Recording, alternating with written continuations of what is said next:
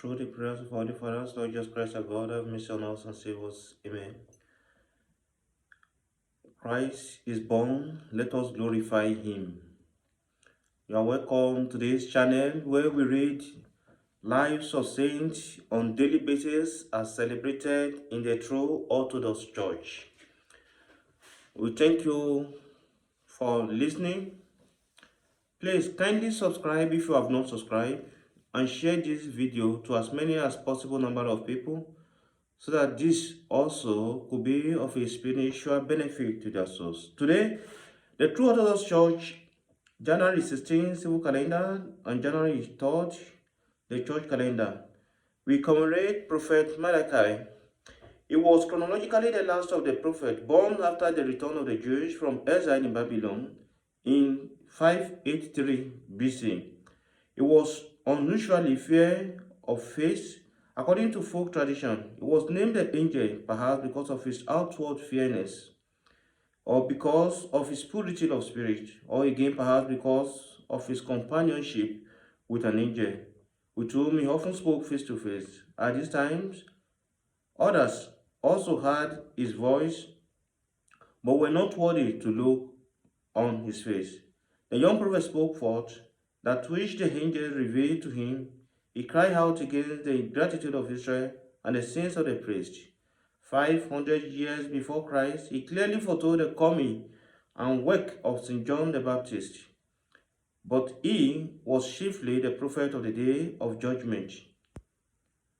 He went to God young in years, and after him there was no prophet in Israel until John the Baptist. The holy martyr Gordius, born in Caesarea of Cappadocia, he was an officer in the Roman army under the Emperor Dionysius. At the outbreak of the terrible persecution, he left the army and his former rank and went into the Sinai desert alone on Mount Horeb. Gordius spent his time in prayer and in pondering the mysteries of heaven and earth. In particular, he pondered on vanity and on worthlessness of all for which people struggle and strive so on earth. He came finally to the desires to die and so move into that life that is without transience or corruptibility. With this desire, he went down into a town where pagan games were held. He presented himself to the governor as a Christian. The governor attempted in vain to turn him from the faith with flattery and threat. Gordius remained unyielding and firm as diamond, saying, "It will obviously be an act of the greatest folly to trade this brief life to eternal torment and spiritual peril." Condemned to death, he hastened joyfully to the place of execution, speaking with executioners on the way of the wonderful and sweet knowledge of Christ. With the name of Christ on his lips, he delivered his youthful body to the sword and his righteous soul to God in the year 320 AD. Saint Genevieve, protectress of Paris, she became worthy of the kingdom of God by fasting and prayer and words of mercy. She entered into rest on January 3rd, 512 AD, at the age of 89.